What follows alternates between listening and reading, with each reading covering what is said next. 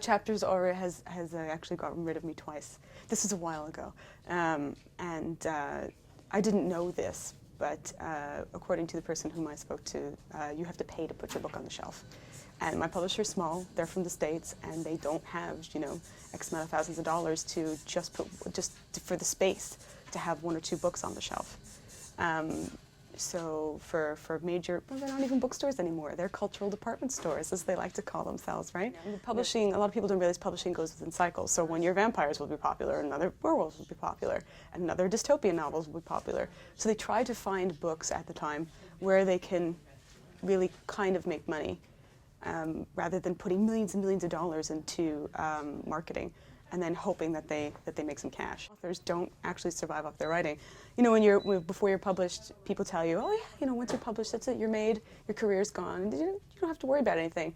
And then you realize, if you meet other authors and you talk to them, and you realize, oh, no one's really subsisting off their writing. So you have to really want to do it, just to do it and just to get published. And that's what I wanted to do. But a lot of people who are self-publishing, some of them get a publicist if they have the money for it, and they take care of everything, which is really the smartest way to go.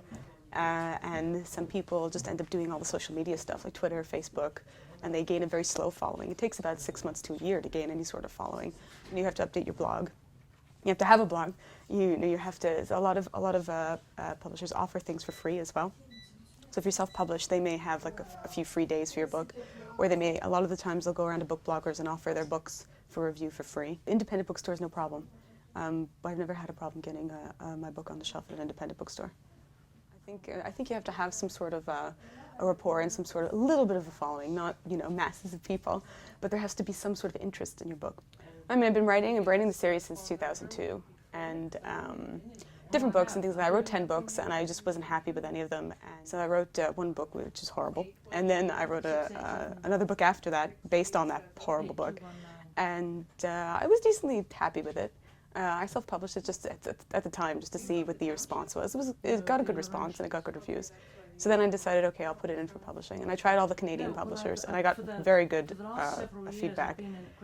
But it was a lot of, oh, we'll be able to publish it in 4 years, we'll be able to publish it, sometime down the line, and or we won't be able to give you an advance, or we won't be able to give you the royalties that you want. And I said, okay, well. And I just kept trying. And then I found a small publisher in the States, and they ended up closing because of all the digital issues that are going on now. They just didn't have the facilities to deal with it. So we ended up moving the series over to another publisher. So the whole process took about 10 years. You really just have to have stupid kind of tenacity to just decide, okay, I'm going to do this, and can't really think of getting advances or getting money out of it, because there's just nothing. So you have to really want to do it. If you really want to do it, it doesn't matter if it takes 10 years or 2 years or 40 seconds.